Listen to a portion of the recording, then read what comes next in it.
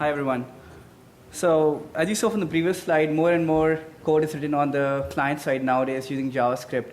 But let's compare some of the differences between the two options. Let's say you have the first option, you're writing all your code on the server side.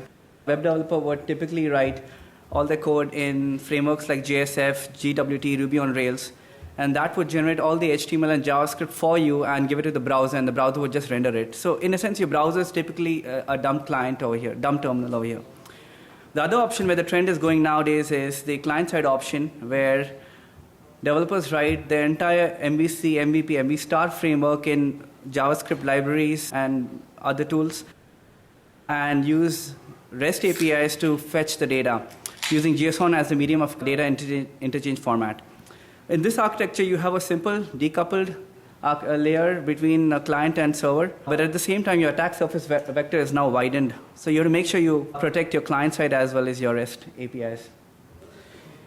Whereas if you're using server-side libraries, a lot of the security features are inbuilt, and they give it to you, for example, output escaping, input validation, session and state management.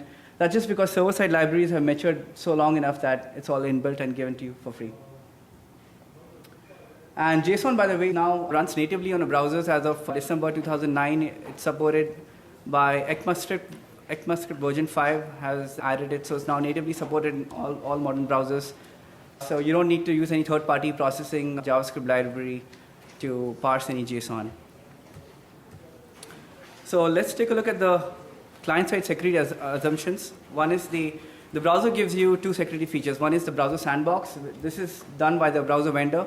As a developer, you don't need to worry about it. This basically prevents any malicious code from leaving your browser, entering, and affecting your operating system.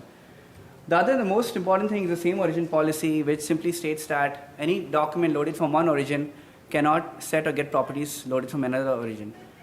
But that assumption is not always true. We all know that there are so many different flavors to the same origin policy. Image tags, script tags, cookies, and there are several third-party plugins like Flash, Java, Silverlight. They all use their own custom policies for cross-domain communication.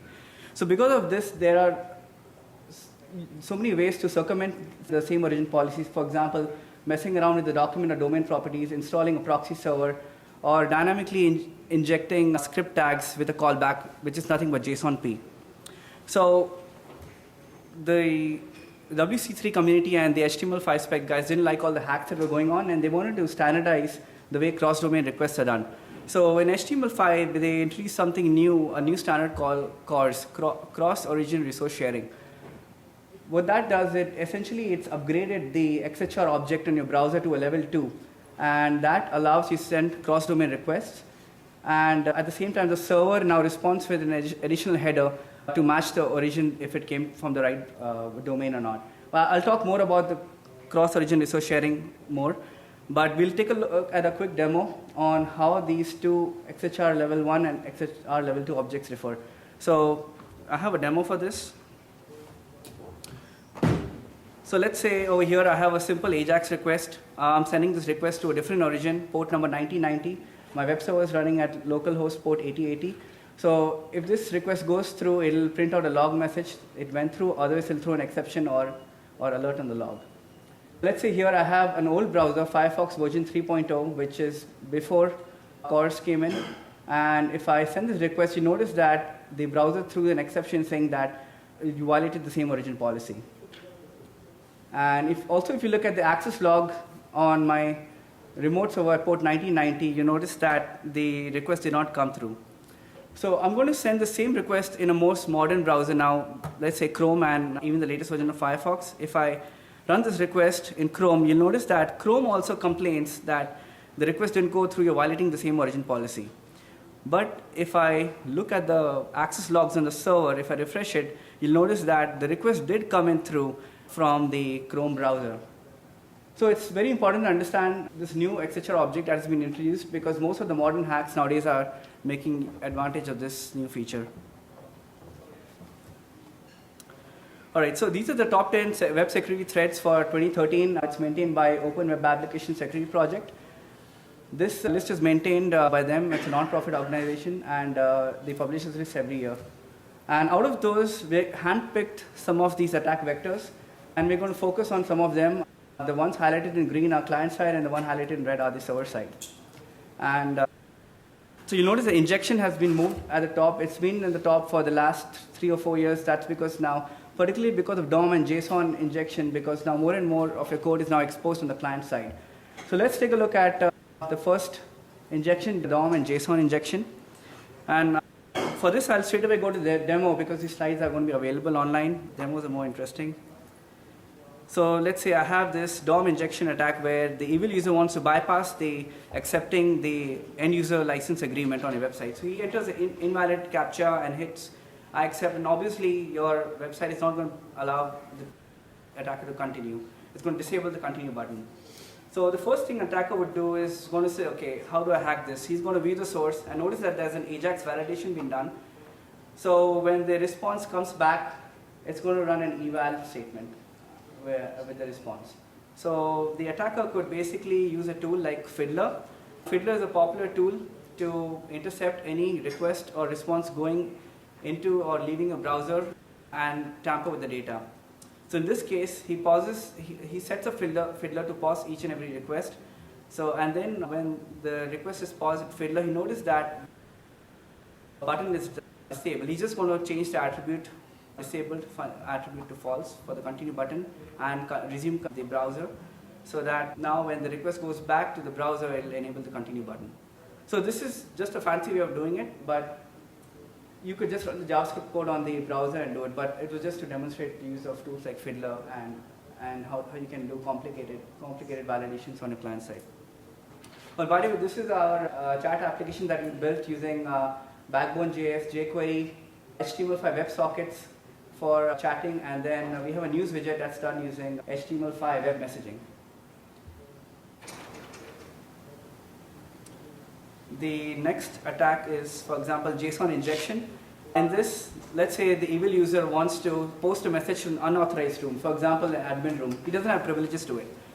So let's say he'll do the same thing. He'll send the message, use Fiddler to pause the response going to the server, and he's going to change the room ID from room 1 to, say, admin room, if he knows it in advance. So he's going to change it to admin room and resume the request.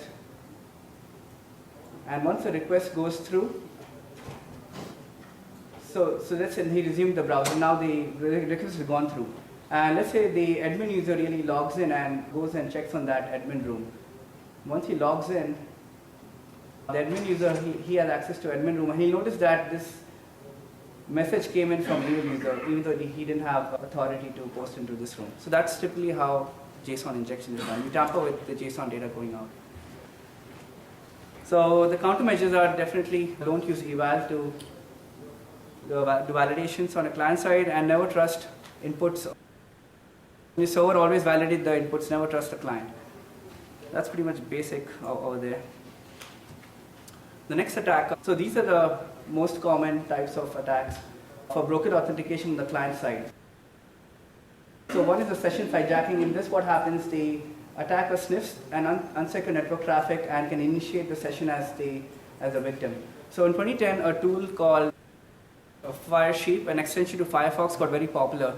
And any user sitting in a cafe could install this plugin along with Firefox and use a packet capture tool and monitor anyone's network traffic and initiate their session as a Facebook user or Twitter. So this tool Firesheep was pretty much targeted to social networks. And the reason why that attack was possible because Facebook initially only encrypted the SSL, the session ID during the initial login, and every subsequent request weren't encrypted. So they went ahead and they fixed it and made the entire site encrypted with SSL. The other type of attack is session fixation. In this, what happens, the attacker can be in a different network, and he prefixes a session ID from the server and injects it to the victim. Gives a message in an email message or a phishing email, and the victim uses that link. If he clicks on it, the session will get injected. So let's take a quick look at a demo for that. So let's say the evil user comes in, and first thing he wants to do is just get a valid session ID from the server.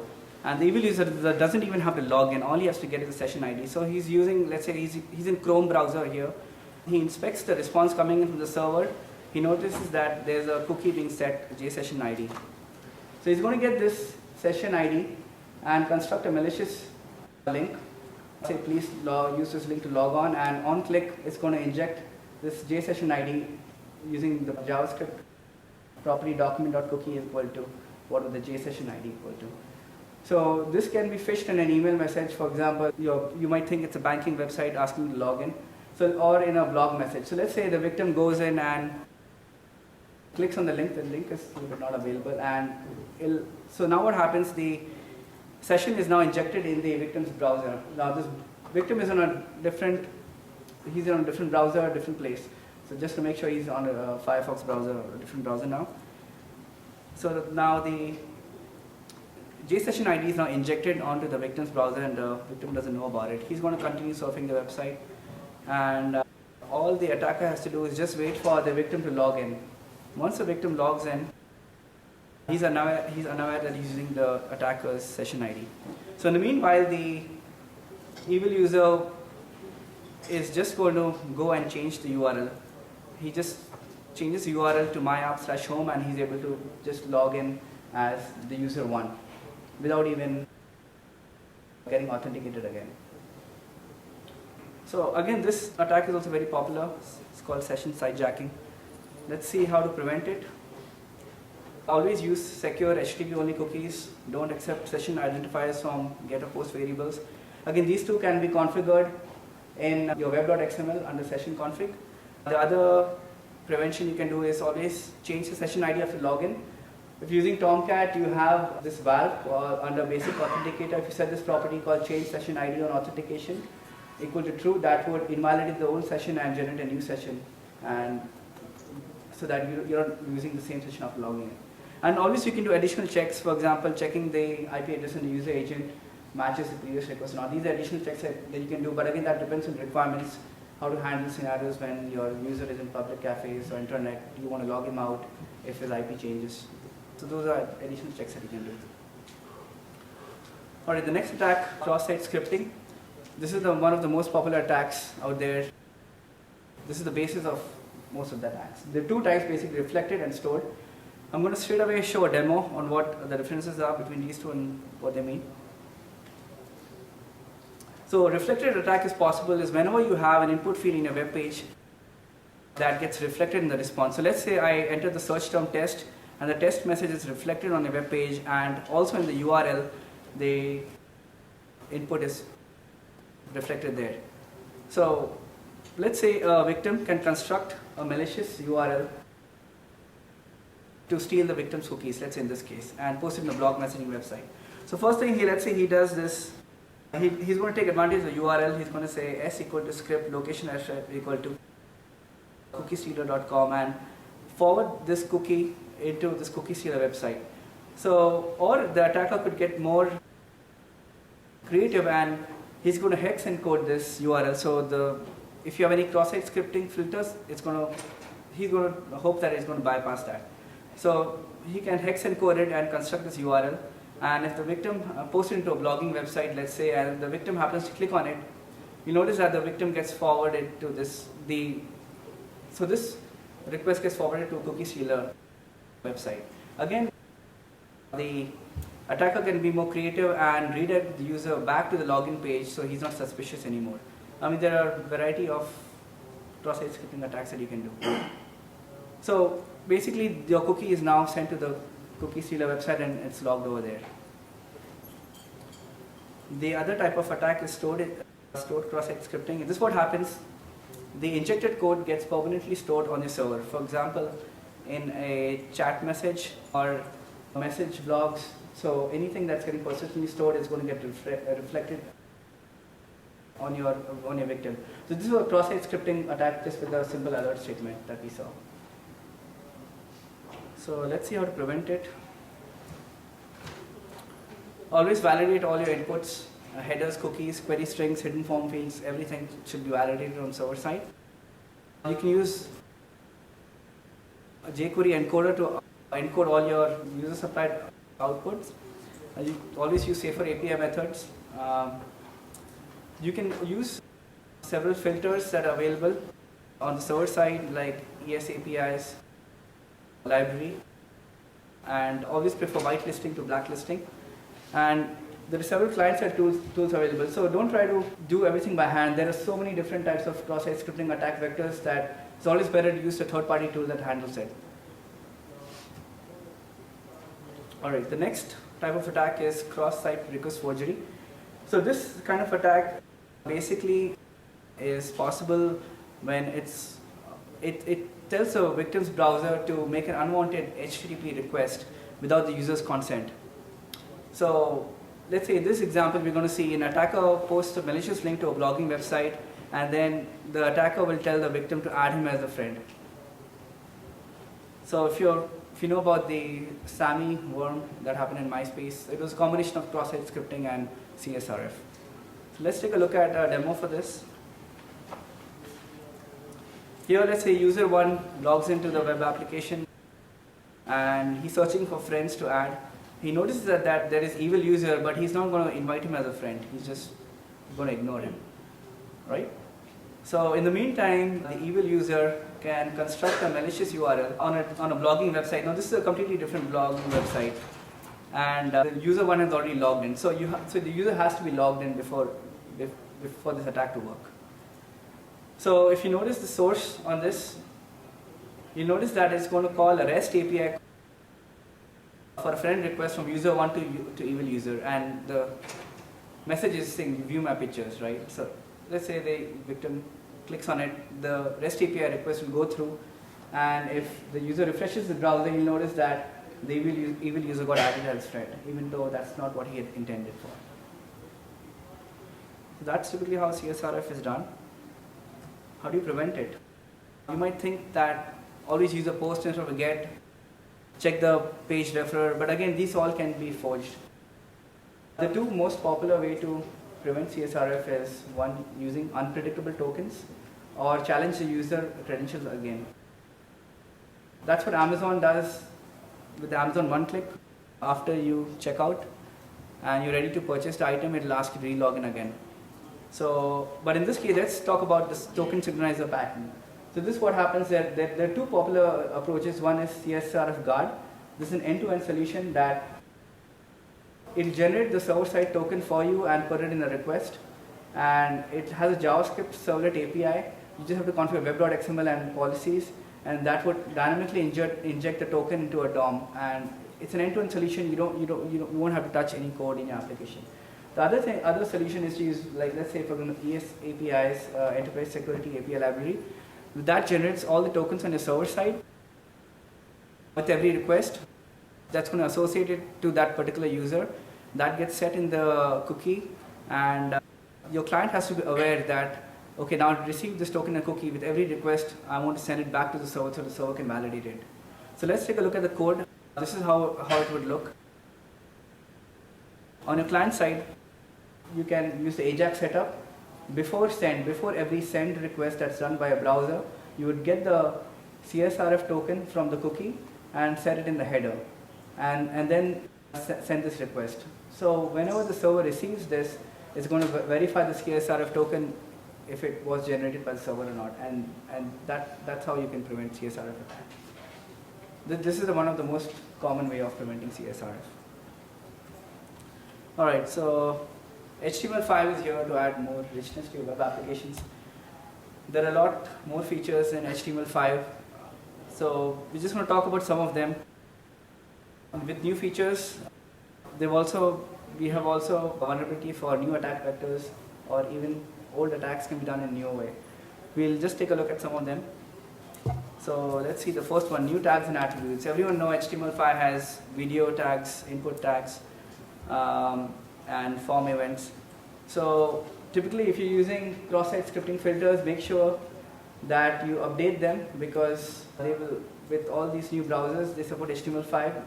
Just make sure you update your cross-site scripting filters in place. And to get an entire list of HTML5 cross-site scripting cheat sheet, you can go to this website, html5sec.org. Okay, cross-origin resource sharing. So this is what I had talked about earlier in my first slide. There's a lot of demand for cross-domain communication between browsers. So the HTML5 spec guys added a new response header they wanted to maintain the security on the server side. So they added a new response header called access control allow origin. And you can set this origin to the domains that you're expecting the request from, or you can set it to star. So, and the CORS also has certain rules. For example, any simple request, let's say get head post whose content type is text plain, the browser will send the request straight away. And then it will verify with server if it has access to process the response or not. But anyway, your request has already gone through. In the pre-flight request, anything that is not the above, so what happens here, the browser will send a pre-flight request using the HTTP options method. In that, it will check the server, okay, that do I have permissions? If it says yes, and then the browser will come back and then make the actual request. But even with all these rules, it is possible to do some hacks over there. So you can do the same cross-site scripting forgery attack even if you have prevented your website using CSRF tokens. With modern browsers, if you have just misconfigured your access control allow or origin attribute, and you set it to star, you can be exposed to a CSRF attack. So let's say this is how a malicious script would look if you're using jQuery 1.5 and onwards. So as I said, the XHR object has been upgraded now. You can send cross-domain requests, so you set cross-domain to true. Content type text plain. This is going to fool the browser into not to send a pre-flight request. Even though your data is JSON, you're telling that, okay, my content type is text plain. And you say xhr.with credentials equal to true. So this is a new attribute that's added again in the XHR level 2 object. It's going to replay any cookies that your browser has. So essentially, if the victim happens to go to this evil.com website and click on the link, even if you had CSRF protection, that just because you misconfigured this attribute, you're susceptible to a CSRF attack. So how do you prevent this? Right? Always whitelist your allow origins. Prevent. So CORS is the opt-in policy. If your server doesn't respond to this attribute, your browser will use the default same origin policy. So either if you don't use it, you're safe. But if you're using it, you don't make sure you don't set it to star. And always verify the headers. For example, if the browser is telling you I'm giving you text plain, but your data is JSON, be suspicious about it and throw an error message. Use CSRF tokens, so continue your CSRF protection. You might be also now all browsers can make cross-domain requests, so you can be susceptible to their DDoS attacks. So make sure that you have some infrastructure to handle the DDoS attacks there. All right, so HTML5 web messaging. So again, this is a new feature added in HTML5. This also allows documents to communicate with each other. This is particularly useful when you're building rich mashup websites. For example, in this my application, I want to set up a news widget, right? So it's a mashup kind of thing. So I have a news server and I have my application. This is what I'm going to install my news widget. So this makes use of iframes instead of XHR object. The iframe object you can use.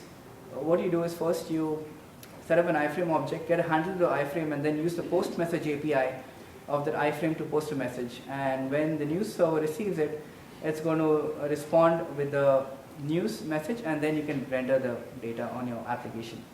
So the obvious attack here is, what if the news server is compromised? So an attacker could perform a cross-site scripting attack on the news message there, and that once that comes back in the payload, that cross-site scripting attack will get rendered on your page. So let's take a look. This is how the code looks like. You have your iframe object, you're constructing this message to fetch news. The news server receives it and responds to the latest news. And let's say that cross-site scripting attack happens here. So if you want to prevent it, you make sure you sanitize. Once you receive it, you sanitize the data. You verify the origin is that first news.com, and then you sanitize any cross-site scripting attacks here. Again, you can use third-party tools to catch cross-site scripting attacks. So prevention, as I said, always check your origin, sanitize the data, and to prevent DDoS attacks, have a limit on the number of messages you want to receive per minute, because you have no control over this. The news server could send so many messages if you want to prevent DDoS attacks. try to configure infrastructure to accept any certain messages. All right. So WebSockets and web workers. Again, WebSockets, as everyone knows, the new HTML5 features enables two-way communication between the browser and the server is opted in for WebSocket communication, and web workers allow scripts to run in the background, and they can use multiple cores on your CPU without interrupting the UI. So with these two combinations, you can really build some cool applications or even some nasty worms. So there are several scripts that you can see on the internet that are available out there. So we're just going to take a look at one example. Let's say internal network port scanning. Again, this was taken from this website andlabs.com. They do some research, and so we took some code, modified it, and let's take a look at a demo for this. So let's say user 1 and evil user are both logged into this chat application. And now evil user wants to scan the internal network of the victim. So this script, let's say this is all hard-coded right now. He wants to scan the port 80 and starting IP address range 0 to 1, or 192.168 to 0 to 1 to 10, and post the results to this malicious website. Is a different origin, port number 666 evil site. So he can minify the script or even hex encode it and do a cross-site scripting attack. And once this script gets injected, it's going to be reflected on the victim. And if the victim happens to use Firebug, and notice that all these requests are being done on the background, it's looking at the internal network of the victim, and it's going to, after scanning, it's going to post these results to the evil website in request parameters. Let's say now the evil user comes in and goes to the evil website, and he'll notice that all the results are posted here. And this actually happened in my local network at home. Port 80 was open. Most of it was my cell phones and tablets and my Wi-Fi printer. So yeah, this is kind of something that needs to be thought about. How do you prevent this? Definitely fix your cross-site scripting issues. And even if you're allowing certain scripts, make sure you validate on the server. Don't allow any web workers or any sockets as user supplied inputs. All right, so HTML5 local storage. I'll quickly go with this. So just like cookies, local storage can also be manipulated by JavaScript. So make sure you don't store sensitive information in local storage. Use expiration on it, and use HTTP only cookies to manage your sessions. Geolocation information. If you want to track the user, make sure you respect the privacy of the user. Don't rely on the default browser behavior, because the browser might ask once that okay, it's tracking your behavior. Make sure you explicitly, and it doesn't ask again. So make sure you explicitly ask the user every time you're tracking the geolocation information. So these were just some of the HTML5 that we covered. With that, I conclude the UI security threats, and now I'll hand it off to Vikas to cover the rest of it.